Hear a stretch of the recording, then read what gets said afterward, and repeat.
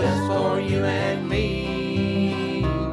The dogwood was never to grow strong and tall. Hello, I'm Lonnie Jones. For those of you who may not know who I am, I'm Lonnie Jones. I'm going to tell you my life story about growing up in the country and where I came from and what I've done.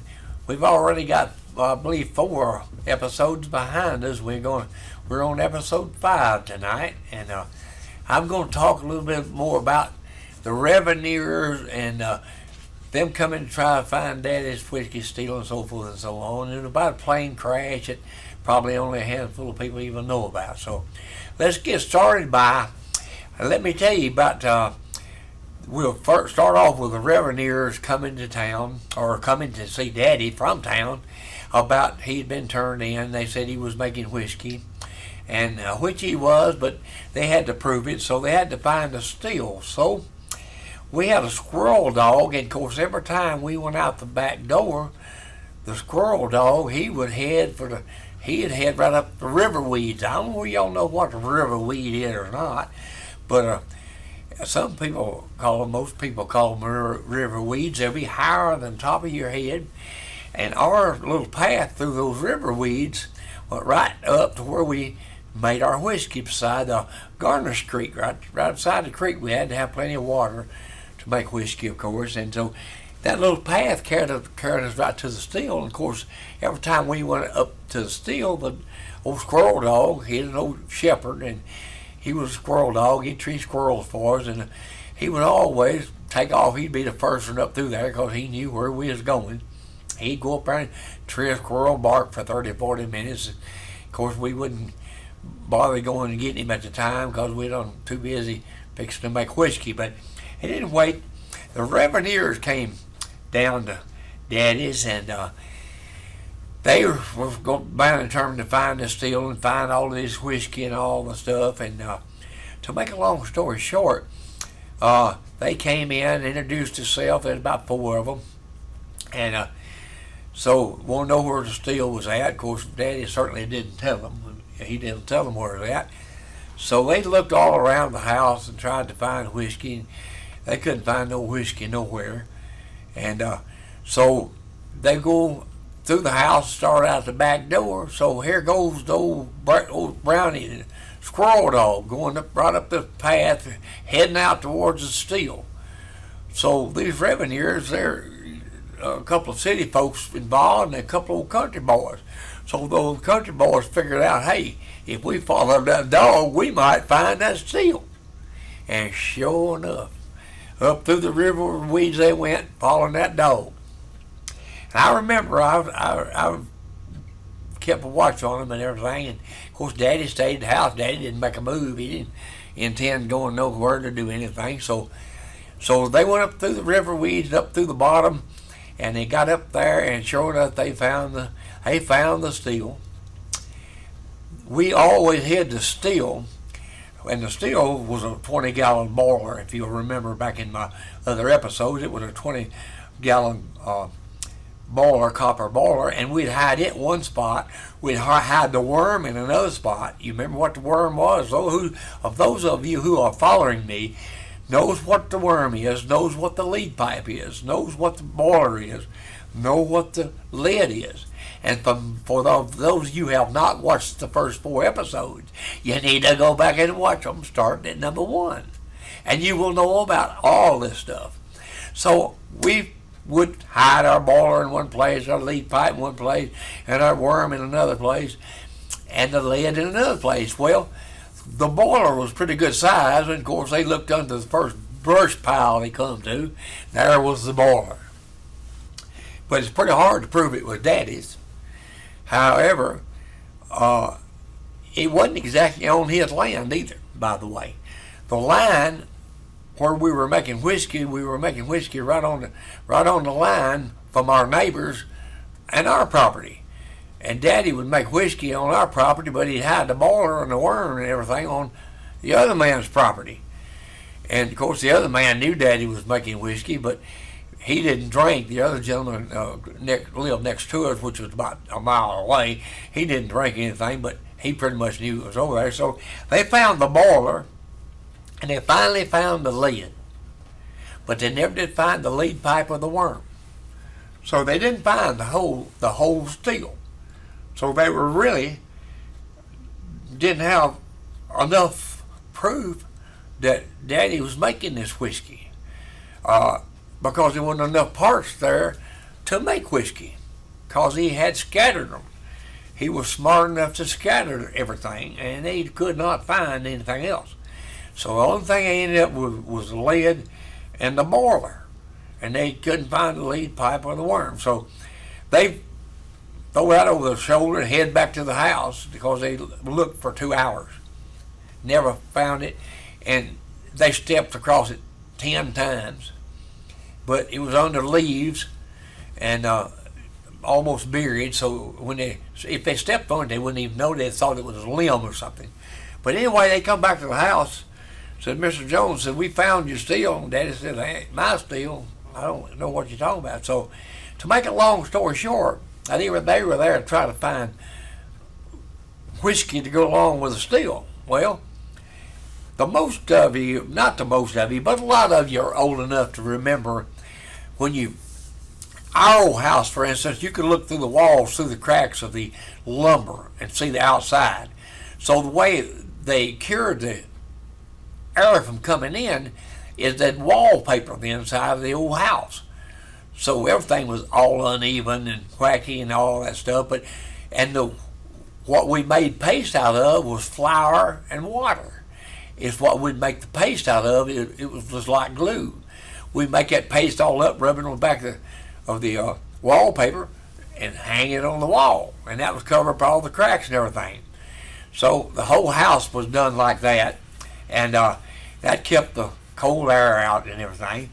And so as time would go by, when we'd mop the floor, my stepmother, and anybody don't know about my stepmother, you got to go back to about 1, 2, or 3 and start hearing about my stepmother now. Some wild stepmother, believe you me, I did. And when you go back and listen, you'll see how wild she was. And that was only half the story. I can't tell it all, but I've told enough to let you know, understand. She was probably an all right lady and everything, but she was still a stepmother. And enough about her. But she would mop the floors, and of course the floors were wooden, old plank floors. They wasn't hardwood floors. They were made out of planks like the wall was. So they had holes in them too. The floor had holes in them too. You can see them, but they weren't as near as bad as some of the walls were. So we put wallpaper all in the house. Well, after she would mop the floor for like 30 days, about 12 inches from the floor up about 12 inches, it would get wet, and the paste would loosen up the wallpaper, and the wallpaper would it was just sitting there. It wasn't glued to the wall. So there was a space behind the wallpaper. And all around that wallpaper, inside that wallpaper, on the floor around that wall in that living room, down 2 walls, Daddy had pints and half pints of whiskey. And they were standing 2 inches from it. And that whiskey was behind that wallpaper that had come loose where she had mopped the floor. And they were looking for whiskey everywhere. They looked everywhere, under everything. They never found a drop of whiskey nowhere. So it all turned out that they had enough evidence that they felt like, and Daddy concluded that they was going to allow him to pay a $50 fine if he would never make whiskey again. And of course, Daddy had never been in jail and all that stuff, and they were threatening him with jail and all that stuff, which we don't know whether they could have done it or not. But he did not take the chance. He paid the $50 fine, and he did never make no more whiskey. He did not make any more whiskey. And this was around 1955. Around 1955. And he never made whiskey ever again. I know, because I lived there. I lived my life there until I was 17 years old. And my daddy, some more of the story. Now that's pretty much the whiskey story up to the point. I pretty much told everything I know about making whiskey and them not finding the whiskey and us how Daddy would hide it. Now there was jugs of whiskey. They were a gallon of whiskey in every sinkhole in the woods up through there, and under every stump. They were everywhere. Whiskey was everywhere on them hills up there. But they never found a jug of whiskey, never found a half pint of whiskey, never found anything. So pretty much told the whole story up to where Daddy quit making whiskey. And up to that time, we had made whiskey all of my young life that I can ever remember. Made whiskey many a night. One thing sticks out in my mind a whole lot is in the wintertime, we actually made whiskey a few times in the house on the cook stove and run the lead pipe out on the bed of the old 2-ton truck where the worm barrel was at. We ran that lead pipe out the window, and I would have to go down to the creek. Now we talking about January, and you had to walk up planks to get up onto the old truck to pour the water into the barrel. Well, them old planks, I'd spill water on them planks, and from time I would dip it out and put coal in it this time. Till the time I went back the next time, those planks would be frozen, and I'd slip on them and fall and all that stuff, toting cold water up to the worm barrel, to where everything had to turn cold to turn into liquid. So that's one thing that stands out a whole lot in my mind of carrying water from that creek up those planks onto that old truck where the worm barrel sat, where it had to keep the water cool.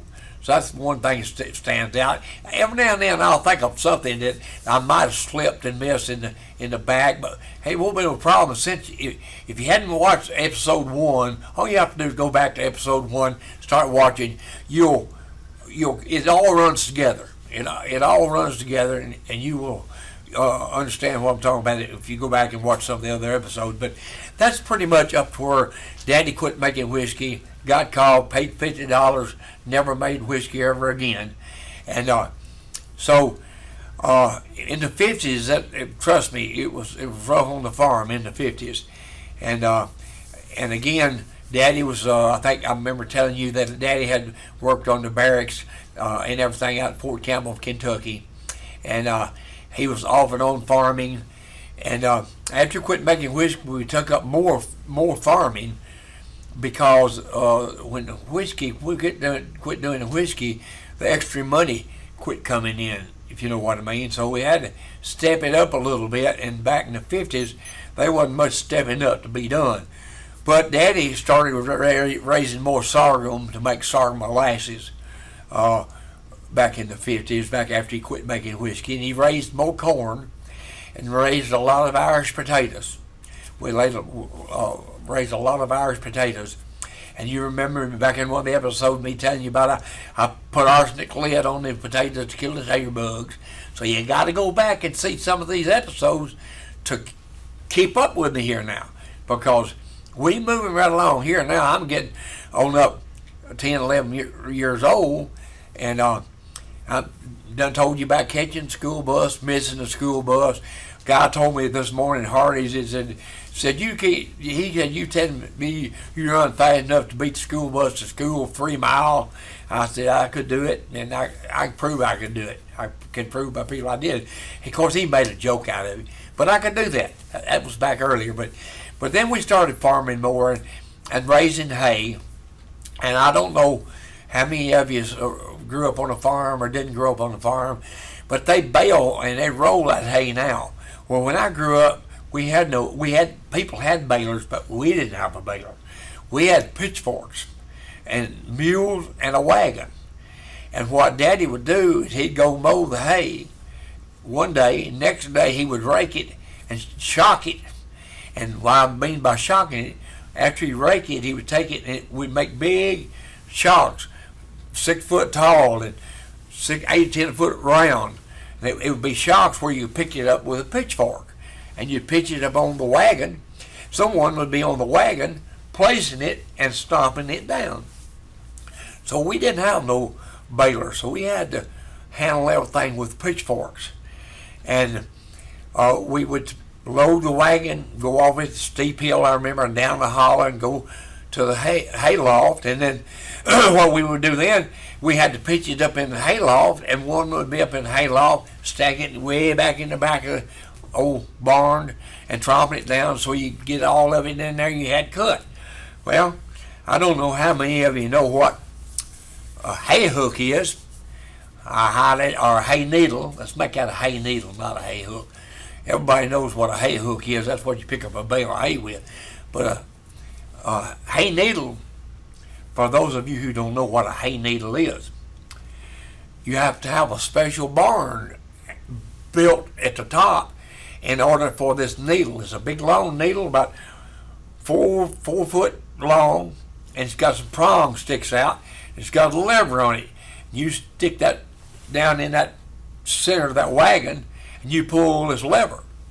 Now, well, you take the mules loose from the wagon, you go around on the other side of the barn, hits them to a rope that pulls and lifts that needle and all that hay up.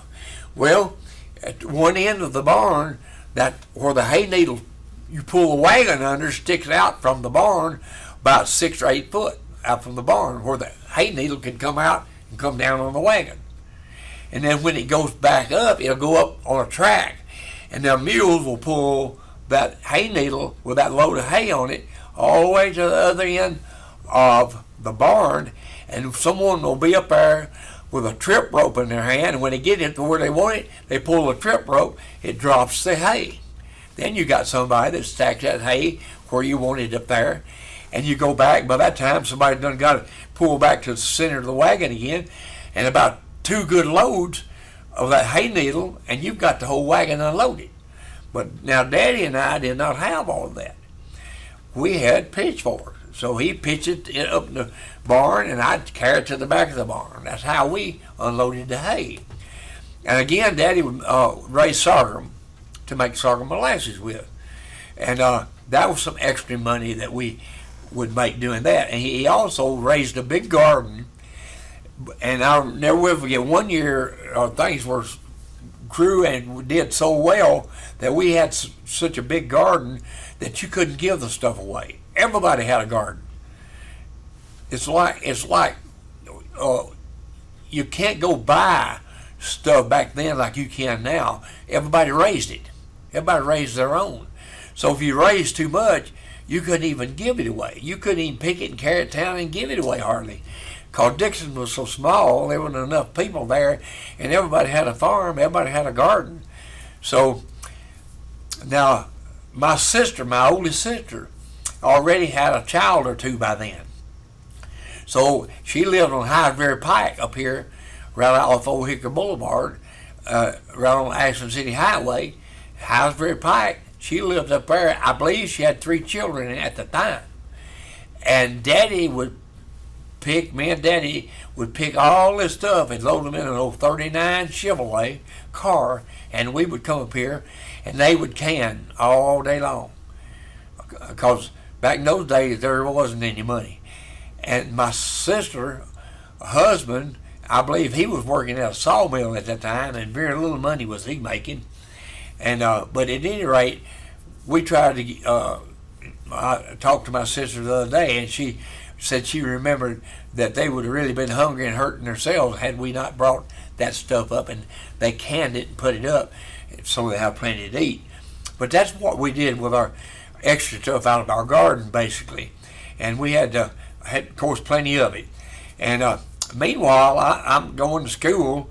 And I've already busted a firecracker on top of a hot stove. Now you got to go back and look at the episode to see this stuff. If you've missed the first 4 episodes, you don't need to miss them. You need to catch up, keep up with me. You got to go back to school. So go back to the first episode and you'll catch up on all this stuff. But I done throw bubble gum in the girl's chair, and she'd sit down in it and got it all over her skirt or whatever, and we'd stay in for 2 days, and about have to stay in for 3 days, and that's all in another episode now. But I've done got up that far, and I'm going to school, and of course all of us boys, we fight every day. All the boys fight every day. We'd ride the school bus, and it was a long ride on that school bus from my house all the way around through all the countryside, backtracking that the school bus had to do to get us over to the school. Well, that was just part of life back in those days, being young and being in school and living so far out in the country. And I also remember very well of I've told you about missing school bus a time or two. Well, I also remember when you ran back through the woods, the woods back in those days was just full of squirrels, because we lived on squirrels, rabbits, and groundhogs, and fish. That's what we lived on. And speaking of fish, this man would make these gigs, which is illegal. Gigs are illegal back then, and I'm sure they still are.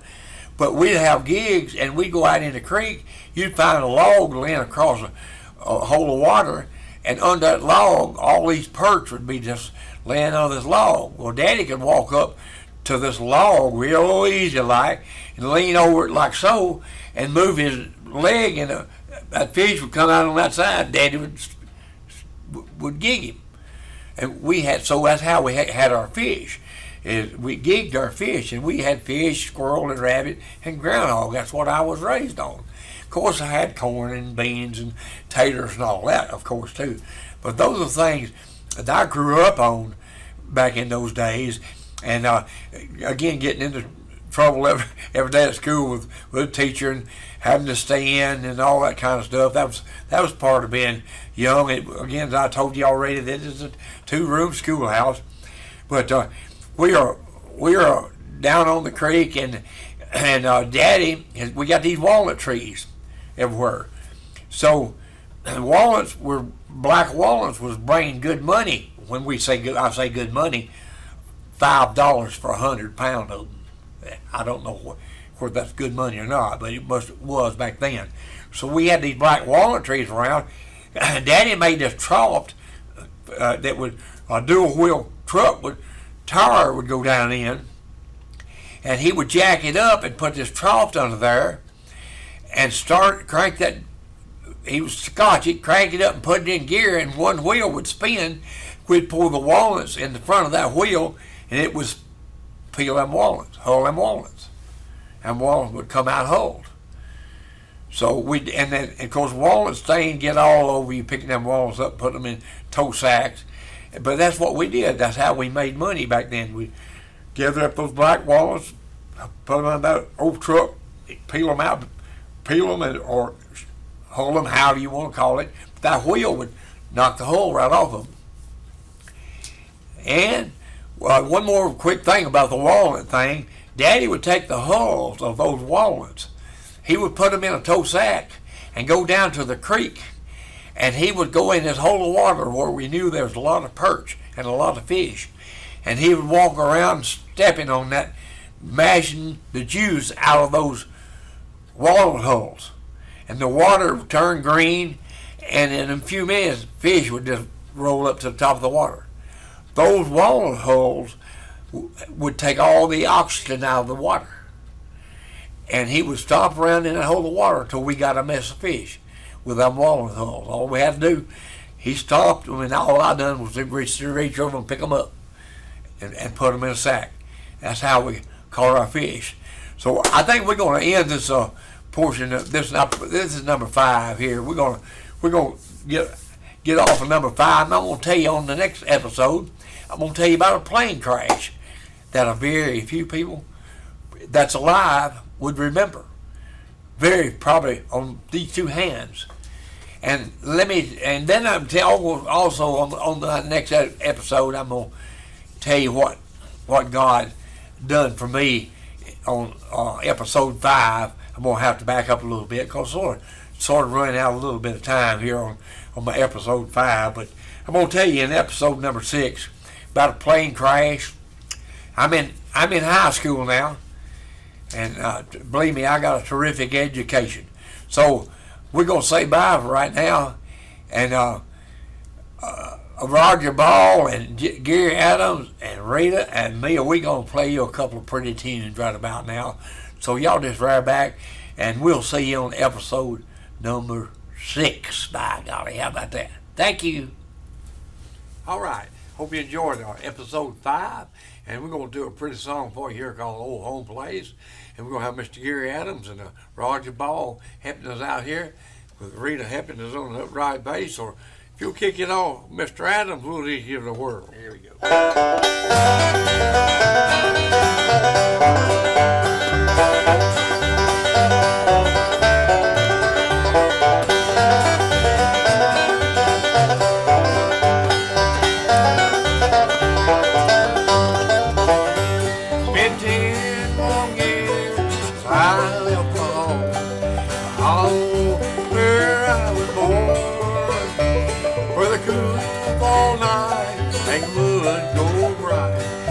Hot thunder blows it home.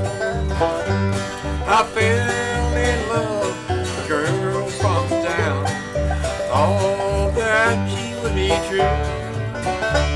I ran away to Charlottesville, worked in a sawmill too.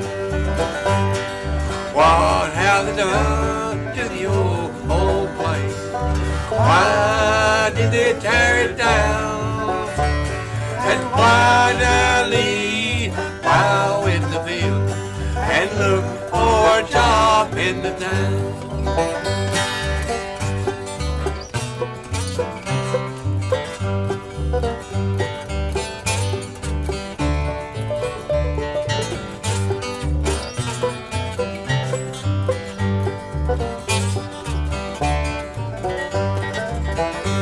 Well, my girl ran on with somebody else.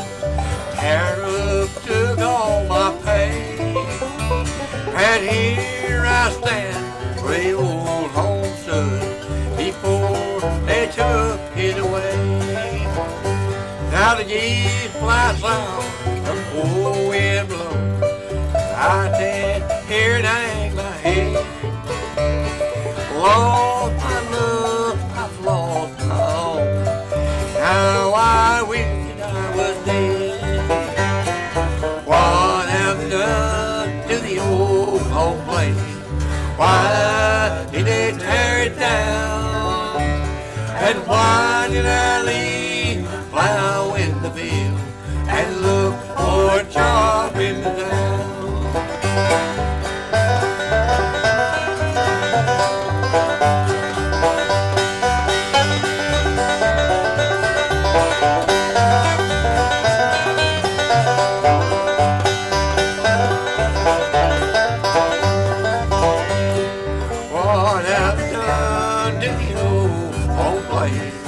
Why did they tear it down? And why did I leave a plow in the field and look for a job in the town? And why did I leave a plow in the field and look for a job in the town? All right, we got that one in there pretty good. As we got going there pretty good. Old home place. That's what some of my stories all about is my old home place. Rita, what you got going on up there? Well, I was going to do Precious Memories. Okay. That's an A. Sound like a good number to be doing. We'll get Gary on that dobro on that. Done got it out, huh? And kind of talking about your precious memories that you're sharing in your life story. That's right. And we enjoy it. So. That's right. This right here is a beautiful song.